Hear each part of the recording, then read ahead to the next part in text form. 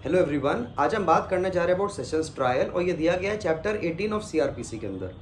इसके बारे में बात करने से पहले हमें समझना होगा कि कोई भी अगर अपराध होता है और उसकी एफआईआर होती है तो मामला पहले जेएम के यहाँ जाता है और जुडिशियल मजिस्ट्रेट ही उस चार्जशीट को देखता है। उसके बाद वो तय करता है कि ये मामला उसके द्वारा सुनने योग्य है कि सेशंस ट्रायल द्वारा सुनने योग्य है। अगर वो मामला सेशंस ट्रायल द्वारा सुनने योग्य है तो फिर वो एक कमिट कैलेंडर बनाता है जो 2 या 3 पन्ने का होता है और उसका कमिटल 209 के अंदर करता है शुरुआती स्टेज में टू द सेशंस कोर्ट। अब मान लीजिए कि उसने अपराध का खुद ब खुद संज्ञान लिया और खुद उस पर ट्रायल करने लगा, यानी कि जुडिशियल मजिस्ट्रेट उस पर ट्रायल कर रहा है और बाद में उसको पता चलता है जाके कि ये मामला तो असल में सेशंस द्वारा ट्रायबल था, ना कि मेरे द्वारा ट्रायबल। तो वो धारा 323 में जाके कमिट कैलेंडर बनाएगा और 323 में उसके ट्रायल को कमिट करेगा टू द सेशंस कोर्ट और बाकी का ट्रायल जो होगा उसका वो सेशंस कोर्ट द्वारा ही किया जाएगा। तो अभी शुरुआत से ही समझते हैं कि अपराध हुआ, जैसे कि मर्डर का हुआ, उसकी एफआईआर हुई, उसकी चार्जशीट लगी, मामला जेएम फर्स्ट किया गया। जेएम फर्स्ट ने देखा कि ये मामला जो है ये सेशंस द्वारा ट्रायबल है अकॉर्डिंग टू सीआरपीसी, तो उसने सेशंस कोर्ट को 209 के अंदर कमिट कैलेंडर बना के कमिट कर दिया। अब इसके बाद क्या हुआ, trial to be prosecuted by the prosecutor under 225। देखिए ट्रायल अभी तक चालू नहीं हुआ है, क्योंकि ट्रायल चालू तब से होता है जब से फ्रेमिंग ऑफ चार्ज होता है, यानी कि 228 से। लेकिन उसके जो पहले की स्टेज है असल में ये प्री ट्रायल स्टेज मान सकते हैं। तो जो भी मामला होगा सेशंस कोर्ट का वो पब्लिक प्रोसिक्यूटर करेगा। एक होता है पब्लिक प्रोसिक्यूटर, एक होता है असिस्टेंट पब्लिक प्रोसिक्यूटर। तो एपीपी जो है वो नीचे के मामले देखेगा, लेकिन जो पब्लिक प्रोसिक्यूटर होगा वो केवल सेशंस कोर्ट में अभियोजन को रखेगा। फिर आ जाता है सेक्शन 226 जो बात कर रहा है ओपनिंग केस फॉर प्रोसिक्यूशन। तो यानी कि प्रोसिक्यूशन यानी कि जो विक्टिम होता है, देखिए विक्टिम को रिप्रेजेंट करती है स्टेट, तो स्टेट को रिप्रेजेंट कर रहा है पब्लिक प्रोसिक्यूटर ट्रायल कोर्ट के अंदर। तो वो अपना केस को रखेगा कि क्यों उसको ऐसा लगता है कि इस आरोपी ने, इस अक्यूज ने ये अपराध को किया होगा। फिर 227 में आता है डिस्चार्ज, यानी कि अगर मामला बनता हुआ नहीं दिख रहा है तो कोर्ट उस मामले में उस आरोपी को डिस्चार्ज कर देगी। फिर आ जाता है फ्रेमिंग ऑफ चार्ज। अगर कोर्ट को ऐसा लगता है कि नहीं इस मामले में मामला बनता हुआ दिख रहा है तो वो फ्रेमिंग ऑफ चार्ज करेगा। और फ्रेमिंग ऑफ चार्ज का मतलब है कि वो धाराओं को लिखेगा जो कोर्ट को ये लगता है कि इस आरोपी ने ये काम किया होगा और उस पर ट्रायल इस बात पे चलाना चाहिए। उसके बाद की जो स्टेज आ जाती है वो हो जाती है असल में ट्रायल की स्टेज।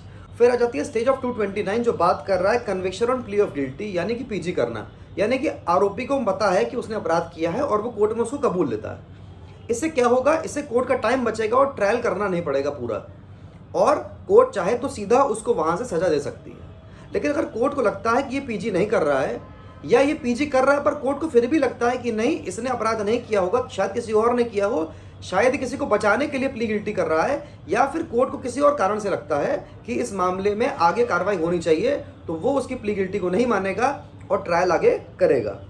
उसके बाद आ जाता है कि डेट ऑफ प्रोसिक्यूशन, यानी कि कोर्ट अब एविडेंसेस के लिए डेट दे देती है कि अब आप एविडेंसेस दीजिए। और उसके बाद 231 में प्रोसिक्यूशन अपने एविडेंसेस देता है। एविडेंस देने का बेसिक मतलब हो गया ओरल एविडेंस, डॉक्यूमेंट्री एविडेंस या कोई भी गवाह, इलेक्ट्रॉनिक एविडेंस, ये सब एविडेंस आप दे सकते हैं। अगर आपको कोई डॉक्यूमेंट को कोर्ट में कॉल करना है तो धारा 91 का इस्तेमाल किया जाता है, और अगर आपको किसी गवाह को फिर से बुलाना है, पुनः परीक्षण करना है, यानी कि रिकॉलिंग करनी ऑफ विटनेसेस, तो वो 311 के अंदर कर सकते हैं। उसके बाद की स्टेज आ जाती है 313 की, जो एक कंपलसरी स्टेज है और फेयर ट्रायल के लिए बहुत ज़रूरी है, जिसका बेसिक मतलब ये होता है, देखिए जब भी कोई भी ट्रायल होगा तो प्रोसिक्यूशन और डिफेंस एविडेंस की जो बीच की स्टेज होगी वो होगी 313 की स्टेज, जिसका बेसिक मतलब ये है कि अब आरोपी को पहली बार कोर्ट में मौका दिया जाएगा कि तुम अपनी बात, अपने पक्ष रखो, और एक सवालों का पूरा ग्रुप बनाया जाएगा।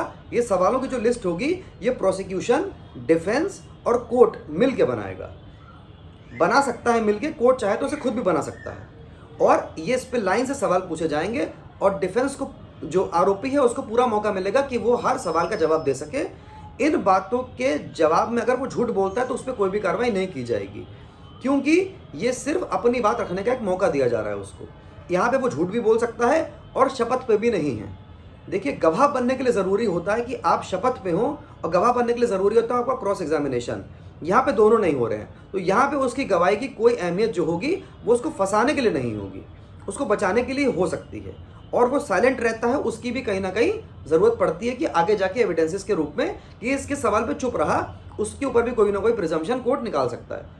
लेकिन अगर वो झूठ भी बोलता है तो भी उस पर कार्रवाई नहीं हो सकती है। फिर आ जाती है 232 की स्टेज जो बता रही है एक्विटल। सेशंस ट्रायल अकेला ऐसा ट्रायल है जिसमें प्रोसिक्यूशन एविडेंस के तुरंत बाद एक्विटल हो जाता है। देखिए, एक्विटल हो जाने का बेसिक मतलब ये है कि कोर्ट को पहले ही महसूस हो गया कि इसमें कोई अपराध किया ही नहीं होगा। तो इसमें असल में 2 एक्विटल दे रखे हैं, एक 232 में और एक 235 के अंदर भी एक्विटल होता है।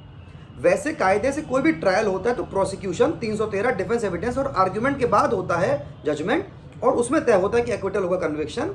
लेकिन सेशंस ट्रायल ऐसा अकेला ट्रायल है जहां पे पहले ही एक्विटल हो सकता है आफ्टर प्रोसिक्यूशन एविडेंस। तो अगर प्रोसिक्यूशन एविडेंस के बाद डायरेक्टली एक्विटल हो रहा है तो 313 की स्टेज नहीं आएगी, और अगर एक्विटल नहीं हो रहा है तो 313 की स्टेज आएगी, और उसके बाद आएगी डिफेंस एविडेंस की स्टेज जो दिया गया 233 के अंदर। और डिफेंस एविडेंस में वो भी वही कर सकता है, अपने कोई डॉक्यूमेंट को कॉल करना हो तो धारा 91, गवाहों को रिकॉल करना हो तो 311, और अपने ओरल, डॉक्यूमेंट्री और अपने इलेक्ट्रॉनिक एविडेंसेस दे सकता है, अपने गवाहों का परीक्षण करा सकता है। उसके बाद आ जाता है 234 यानी कि आर्ग्यूमेंट, यानी दोनों पक्षों के बीच में बहस, और 235 में फाइनली आ जाता है जजमेंट, जहां पे कोर्ट तय करता है कि उस व्यक्ति ने अपराध किया है कि नहीं किया है। देखिए, 3 स्टेजें होती हैं। एक होती है एफआईआर हो जाने के बाद फाइनल रिपोर्ट, जब आरोपी घर जा रहा है। उसके बाद चार्जशीट लगने के बाद जब डिस्चार्ज होता है फाइनली, यानी कि फ्रेमिंग ऑफ चार्ज से पहले की जो स्टेज होती है डिस्चार्ज की, वहां पे एक बार आरोपी घर जा रहा है।